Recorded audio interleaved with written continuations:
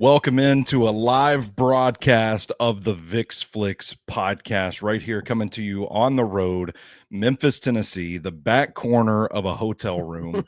You could probably tell, like, we're carrying our gear in through here, and these people probably think these sleazy dirtbag scumbag guys are coming here to film some dirty movies. No, I had Coppola wine.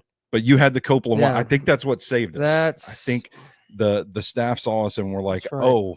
Never mind. They're not doing anything dirty, right? Because they have the Coppola wine. If we had Barefoot, I think they deleted. Like, they're definitely. Absolutely. Yeah, they're definitely in but it. So. When she saw that Coppola wine, she deleted that email. Yeah. Said, nope, I'm not going to. She hung up the phone. Told 911, don't worry about it for now. Never mind. Yeah, it's just a toolbox and a bottle of Coppola wine. Bottle of Coppola. And some mic stands that probably look like blunt instrument weapons. Yeah.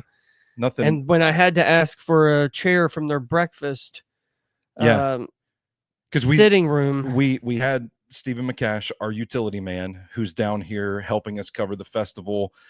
We thought, hey, Thursday night, we're going to get in and we can rattle off some drinking with episodes, which is what we did. We talked about a few movies that you will hear in your podcast feeds December, January, and February. We stay ahead of the game on that show, but there's only 2 chairs in this hotel room and you and I are occupying them. So we had to get one. So we just went down our toes. We just went down to the hotel lobby and said, hey, can we take one of these chairs upstairs? And she said very nicely, very politely, yeah, just as long as you bring it back by the end of the night.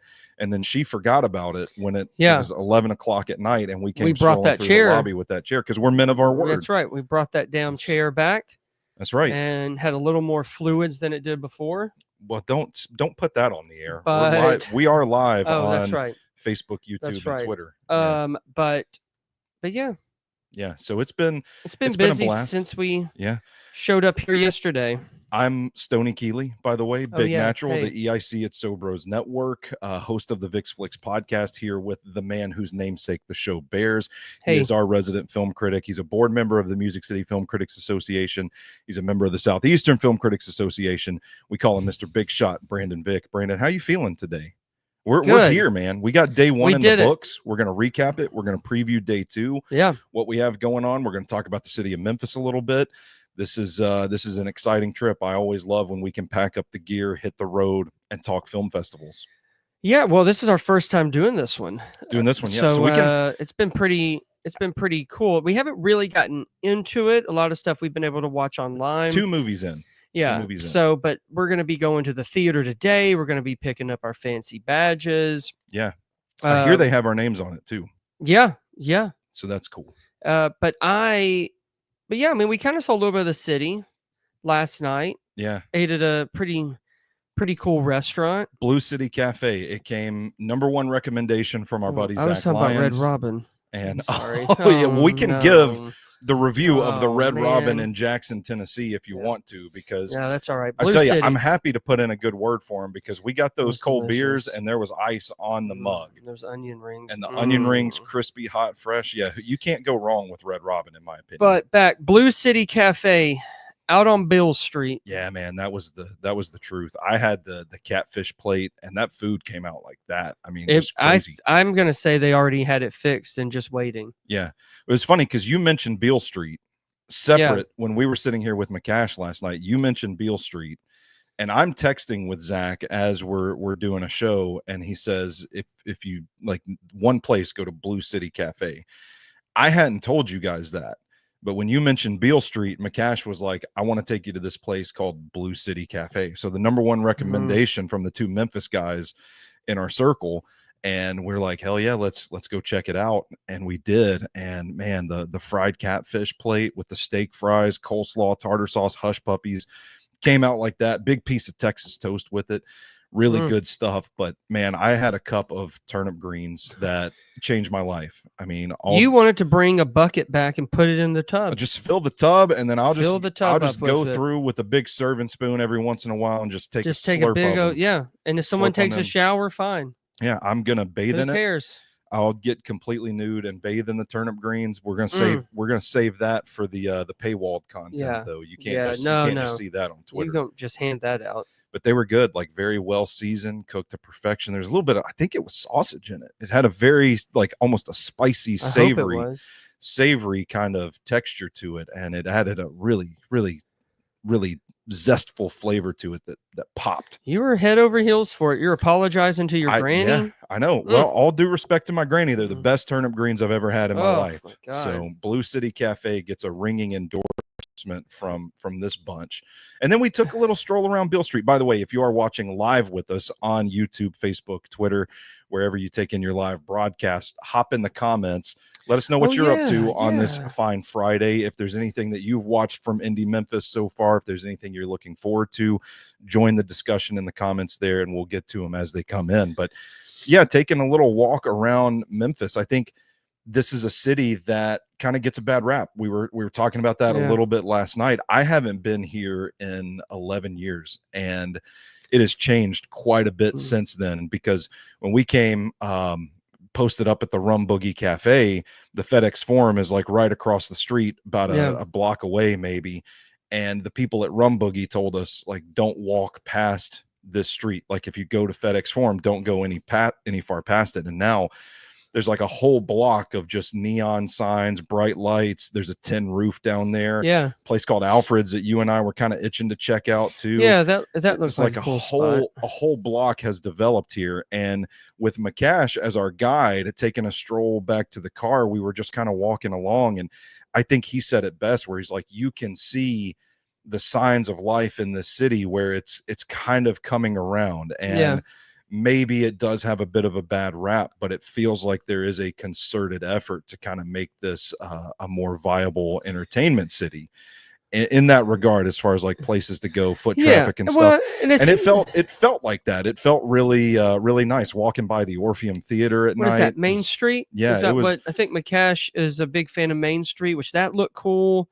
There's a lot of parts that's outside of that downtown area that I don't think a lot of people realize, and I think that's where some of its charm, life, energy comes from. You're talking about the Orpheum. What a beautiful theater. I've never been inside though. I haven't either. Yeah, I haven't spent a whole lot of time in Memphis, but every time I've been down here, it's been a blast. We've had a good time for sure. I've only, as far as I know, I've only been here once. That's when we took a very quick trip to watch the Grizzlies and the Cavs when LeBron played the first time. It was OJ Mayo hitting a 3 to send the game into overtime, and then the Grizzlies actually won. That was an awesome game. It was like 2009. That's been a minute. But that was it. We did that. Ate at Huey's. Yeah. Where they throw toothpicks in the ceilings, you write on the walls. Well, McCash told us they can't do the toothpicks anymore because you can't of COVID. do that. Yeah. Then ate at Denny's the next morning and headed home. Yeah, which is real foodies in Memphis, which is a great food town. That's right. And we went to Huey's and Denny's.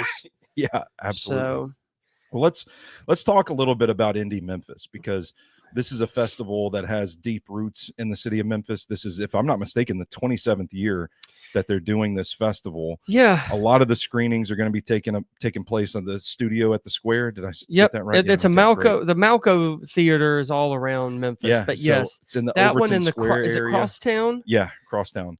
Which apparently is beautiful, which I guess we just need to go look at, because I don't think any of our screenings are there. No, not at the moment. Yeah. Unless things change, we're not heading over there. But yeah, the Overton Square area, beautiful, trendy part of the city. Cool.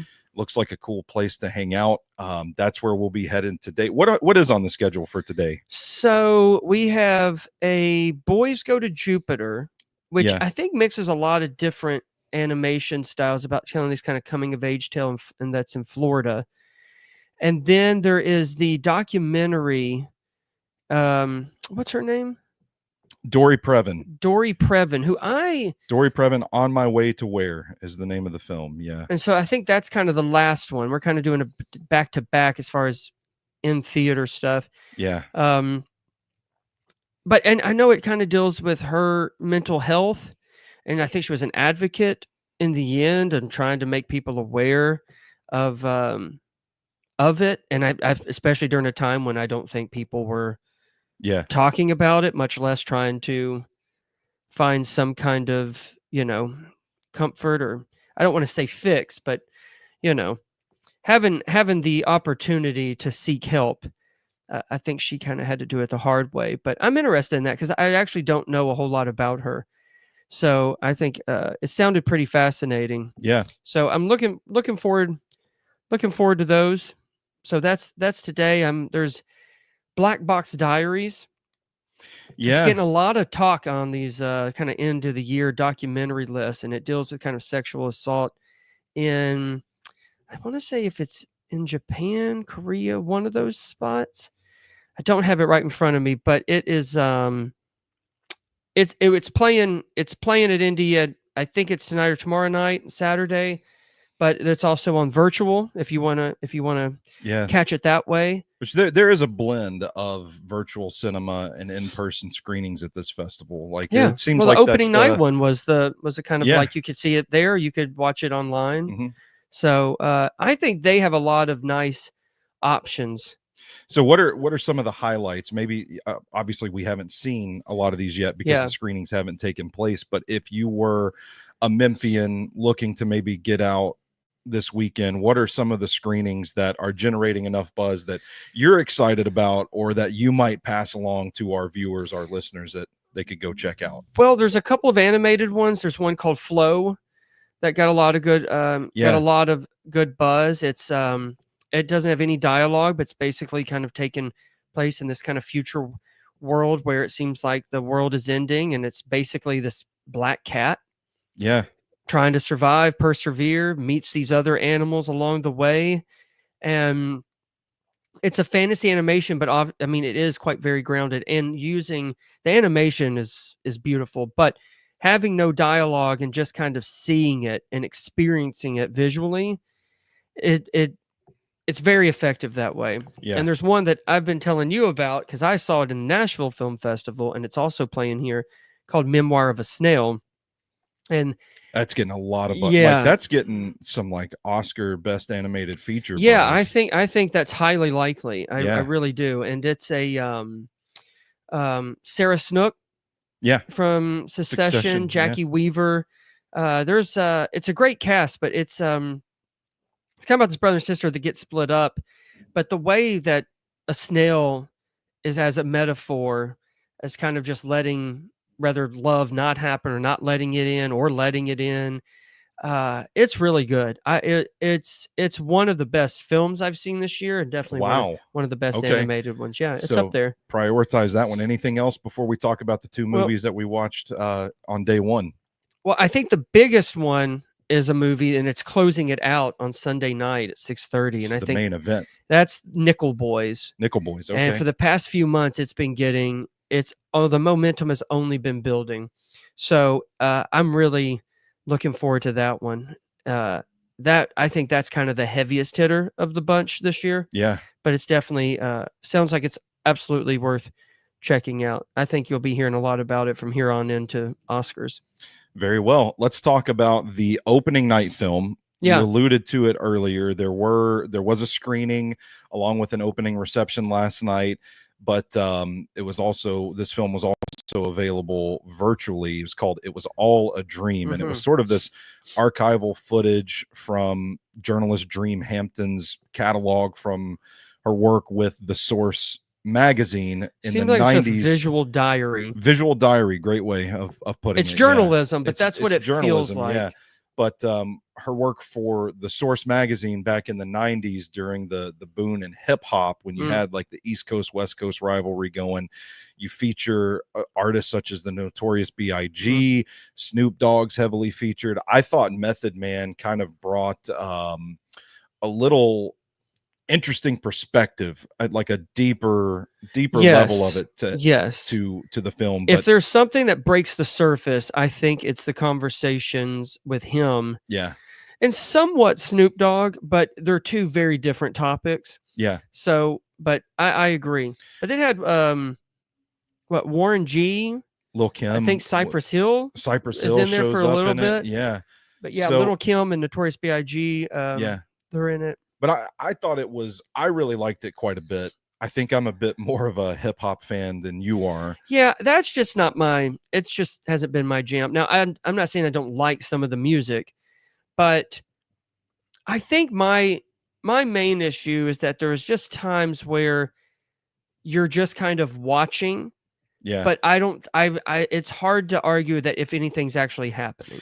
I think it's a fly on the wall perspective. Absolutely. I agree with that. And sometimes it's interesting. Yeah. But for an hour and 20-minute film, I wasn't interested the whole time. And some things I couldn't even kind of make out. It's almost like, it's on the go. She's in the car with B.I.G. They're in the recording studio. She's looks like, I think, talking to Method Man at one point on a ferry, I think in New York. And of course it's separated by because she's going from East Coast to West Coast. So she's kind of seeing from Manhattan and Brooklyn and LA. And but there was aspects that I liked. Some of the conversations I think are fascinating. I also think some of them, I don't know if they mean much at all. Well, I think it's like, I hate to call it the gimmick, but I think the appeal of it is like you're getting to sit in these moments with these iconic figures in music history, like Puff Daddy. Well, yeah, that was a little. He's in it. I was watching that and was just it is weird to see. I'm watching. I don't know about you. I'm like watching his hands the whole time. Like, who is he touching? Yeah, It was a very weird, unsettling feeling. And it was also kind of haunting when like Notorious B.I.G. is just in like she's basically going into this, their stomping grounds. It's their habitat and it's their way of living. And, and she kind of comments on it a little bit throughout the documentary. I thought it was really interesting to see her kind of go into that environment and really push back on some of the stuff she does about the genre and yes holding rappers accountable for this stuff. And they don't really like. But it's not really addressed. They don't really give her an answer. No, I would say it almost goes unanswered. Like there's nothing, and I think that's part of the issue. I think that Dream runs into is that there's definitely these themes. It's not just about and the themes like misogyny, right? Obviously, and much less in that and the culture at that time. And on top of these guys that are, they're legends in hip hop, they're legends in music in general. But a lot of the themes don't really connect for me. And they don't really, it doesn't really have the effect that I think Dream is hoping it does, because it's almost like we kind of, we touch it and there's moments where, it's there. It's right there. But then that seems to just disappear rather quickly. And then we kind of get some stuff, like you said, where she's asking the questions, but no one is really taking it that seriously. So instead... But isn't that an answer in its own right? It is, but I think at least as a viewer, I don't think you're getting a whole lot of substance out of it, because I think I think that's already been kind of like she's not breaking new ground by that they don't care. So I'm wondering what she wanted out of it, because it seems like even then she's not really getting what she needs, or at least maybe the admission of, oh, you know what I mean? Like, they're not going to take responsibility or accountability. And those moments where B.I.G. and Lil' Kim are talking, but that's so few and far between. And then it's almost like you kind of forget we were going down that road, because now we're back to where Snoop Dogg, which again, I think he's one of the most interesting guys in the whole thing. Yeah. But we're not talking about the same thing again. And then B.I.G., I get why he's in it. I don't know all that you have without him in it. Yeah. But there's times where I think you are just living in the moment.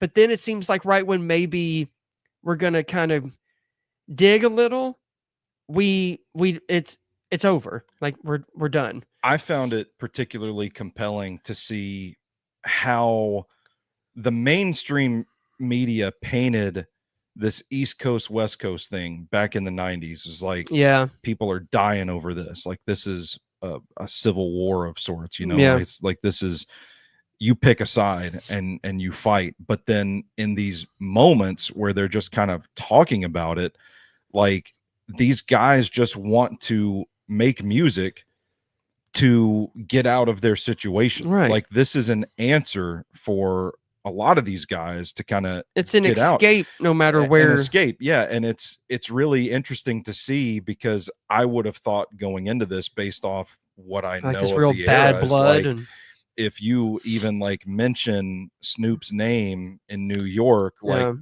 they're going to be fighting, you know, kind of deal. And then they go to Snoop and they talk about him as sort of the answer to what the East Coast was doing. But if you talk to Snoop, he's like, man, we're just trying to like get the message out. Like we're just trying to make music. And he just seems like make money, take care of you, take care of your family, genuinely concerned with the more altruistic aspects of the role, where he's talking about the generation before him took it up to a certain level, and now it's on their generation to take it to the next level, and then so on and so forth. And that's how you get to such a prosperous place with this genre of music. But then we come back to, like, we don't really dig into that nugget in particular. Is like, okay, I want to know further on, and maybe it's just a case where like Dreamhampton just doesn't have footage of them sitting down and talking about this stuff. I just wonder, and we're just going through the personal archive, right, and trying to have this thread that goes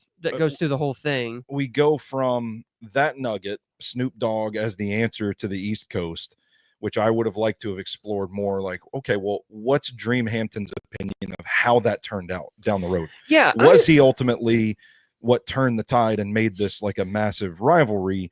We don't ever really revisit that. Instead, we kind of switch back to like the problems with what's going on and how hip hop is evolving, because they talk about how like women loved it early on, but now they're all talking about bitches and hoes, and it seems like they hate women. Some are hood rats, some are goddesses, and she doesn't see it that way. They're all goddesses. I thought it was great commentary, but to your point, it does kind of feel like that's where the commentary ends. Like we're just going to put the idea out there.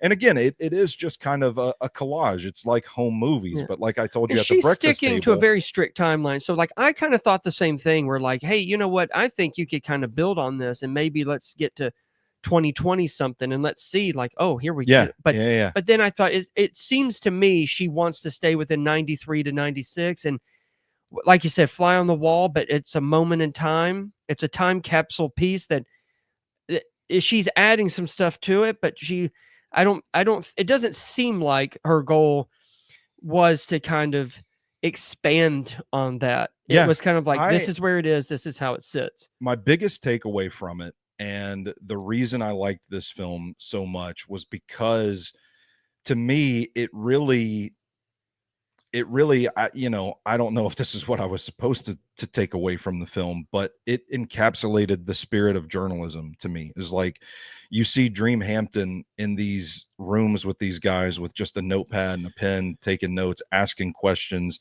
trying to kind of like get the vibe, get the read on what's happening on the scene and in this movement. Access is unbelievable. It was incredible. And I closed it down at the end of the film and just thought, like, that's an incredible life. Like that's so cool now to be a part of that and to be around all these key figures. But like, I don't want to say Dreamhampton wasn't involved, because obviously she was, but it's an observation. Like, you're there to document this. And even when the managing editor in the clip at the beginning is talking about how like years from now, they're going to come back to the source as the definitive chronicle of this era in hip hop. And you think, like, man, to get to be a part of something like that, it had to be so cool. But, and I guess I wish that would have somehow transferred over to me watching it.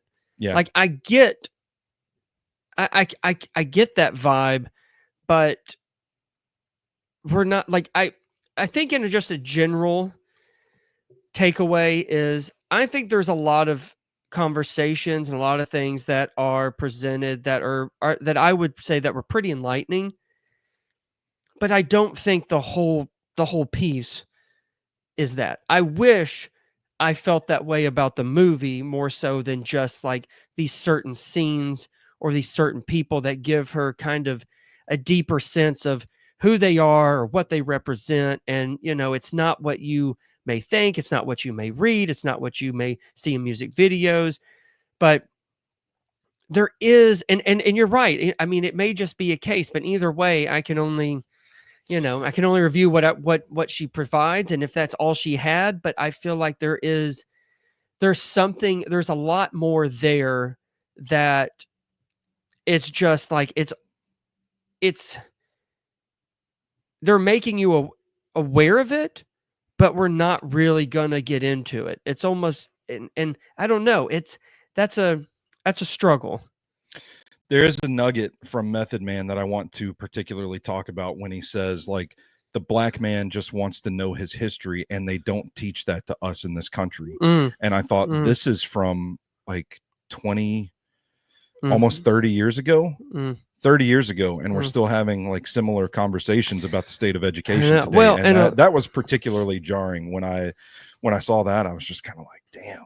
Well, I do think there are moments throughout It Was All a Dream where we haven't really come as far as we think we have. Yeah, exactly. It just some from the music, some from the culture, some from society itself. But I do feel like there's, again, overall, I think it was quite interesting to see.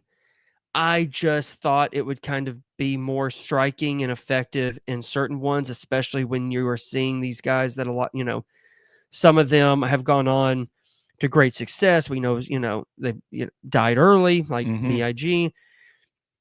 And so, but then it just seems like we're not willing to explore more. And maybe that was just the beginning for Dream, and maybe it didn't happen until years later, but there's a lot of stuff I feel like was just unanswered, or just like, man, it seemed like we had something good down here, but now we're just kind of being like ushered off into something else. And I kind of feel like I kind of want to sit with that.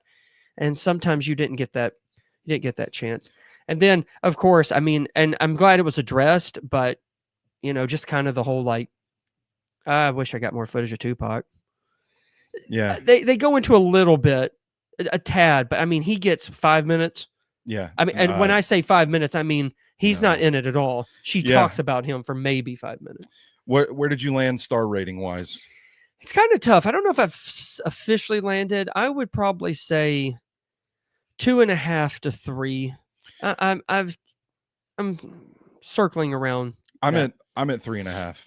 Okay. I enjoyed it quite a bit. I just felt like I wish there was more footage, and I wish that Dreamhampton had been able to kind of explore the issues that were presented a little further. And that's really my only gripe about the film. But I thought it was really cool to kind of be that fly on the wall for some of these moments, to kind of see a different side of some of these rappers, and to acknowledge some of the issues, the problematic issues with the genre even back then, and the larger statement about our country and kind of how it's evolved or not evolved over the course of 30 years. I thought it was, to me, I look at it as like the tip of an iceberg, and it's kind of like, you take this, and if you choose to, if you're particularly affected by it, like, do the legwork to explore it more, find other issues, like The Source and some of the other magazines at the time. And like, it's a great starting point to kind of dig into some stuff further. I just wish, as a viewing experience, like, we would have gotten a little bit more in the moment. I do too. And again, it could just be a byproduct of her. Like, maybe she just didn't have the camera, the camera. I just feel like an hour and 20 minutes. I could have watched a little more if we would have expanded and explored a little more. Yeah. Do we want to talk about cubic zirconia? Yeah. I mean, we have to, because we saw it. I guess. I hate, we're at a film festival, and you and I talk about this quite a bit. When you come to a film festival, it's a mixed bag. You never really know what you're going to see, but the spirit of filmmaking is alive and well. I don't want to fault anybody for taking a shot, taking a swing at something. And in this film, I think there is a particular story that's there that you can kind of see hey, this probably could have been good with better execution, but I felt that it was just so like, man, I couldn't get over it. And again, we're talking about filmmaking at this level. Like, yes. I don't want to grill anybody too hard, but like there's no sound, budget. There's kind of like soulless chemistry between the actors. Oh man. And it just kind of like from the jump, I watched the first 4 minutes and was just like, I can't connect. Right. I can't get into this and it doesn't get any better after 5 minutes. It is one where, listen, it takes God knows what to make any movie. Yeah, I mean, congratulations. So I get it, and that's what film festivals are for. It's kind of discovering. This seems like a local one because it's all within Memphis, and I'm sure it's local actors. Maybe I don't even know if they're actors. I can't tell. So, but technically, I mean, there is a lot of issues, and here's the thing: we've been to enough festivals, seen enough films where that doesn't always kill a movie. Yeah. But what does is if the writing and the directing, and then you start adding in the sound and the editing, start closing in on you, and then you're like, oh, this is even a story that first of all has been done 1,000 times, and it's been done 1,000 times better. Yeah. There's really nothing to like besides them just getting it made, overcoming that obstacle. This is not a good movie. Yeah. And I don't think it's a good movie on any level because there's so many things that are so noticeably bad. Yeah. That you can't even enjoy it. Yeah. I feel bad for beating up on films at film festivals like this because you get a lot of this stuff where people are just like, you know, we've talked to people that are just like breaking into the business and like their first film is a part of a festival and you don't have the experience, the well to draw from to really craft it out until you get those reps. So you gotta kind of work through some stuff like this. And I hate to beat up on anybody for going through that, but I also, just to be transparent with our viewers here, the people watching right now, this was the worst film I've seen all year. Yeah. Yeah, I'll be honest. Out of respect, I probably won't even include this in my worst list because I don't. I'll be honest. I don't. It's kind of your point. I don't really think it's fair. Yeah, but I'm here at the Indie Memphis Film Festival and watched a movie that I don't understand how some things. I know we're trying to be so careful. Can't be corrected in post. Like there have to be some things where the director and writer, the same person, has to know this doesn't sound good. Yeah. This is confusing. Why did we cut here? Why did we get the least charismatic person to be our lead? Who it doesn't matter. This is a crime thriller about a woman who has been found dead. They don't know where her children are. And the guy, I don't know his name, but the guy who's leading it talks like this the entire time, and it doesn't matter what they're doing. High-speed chase. Can I have somebody come back on around? He's turning into his residence. I'm just like, oh my God. Okay. And then they bring in the TBI, and let me tell you something, folks. They don't have shit between them. No, and it's actually like awkward and kind of cringe. Yeah, I think that's fair to say, but I think we try to be as considerate as possible at these festivals when we encounter a film like this. But I think it's still, you know, we have to look at it as, hey, like we're critics here. Like this is our obligation. You decided to show it to the public. It's our as obligation. The kids would say, this is a movie that exists. I will watch anything. I will give anything a shot, but you have to be willing to accept the fact that I'm going to give my opinion on it. And that was pretty difficult to get listen, through. I watch his next one as long as if he learned from this one. Yeah, give him a shot again. That's it. Yeah, sure. All right. Well, that's all that's on the agenda. Those are the first two films that we saw as a part of this. We've got some stuff scheduled today. We're going to get away from the festival for a little bit too, and we're going to go check out another theater in the area. Watch a little. What's the film called? It's the Real Pain. Getting a lot of buzz. Jesse Eisenberg. I think he wrote and directed it. He also stars in it. Kieran Culkin's in it. He's getting a lot of awards buzz. So yeah, I think we're gonna try and check that out, and then back to the festival. Yep, and then get our things together. Pizza. Maybe we'll have some pizza. Yeah. I'm going to be on the Hot Read podcast later talking Titans Vikings. Yeah. We got a busy day planned, but for now I got to go shower my sweaty, hairy body. Oh my God, that's right. I got to do my hair. Thank you guys for tuning in. Day one of Indie Memphis here, the Vick Flicks podcast on the road. We will be live to recap day 2 tomorrow morning right here on Facebook, YouTube, and Twitter. He is our resident film critic, Mr. Big Shot Brandon Vick. I'm Big Natural Stoney Keeley, and until next time, you stay classy, movie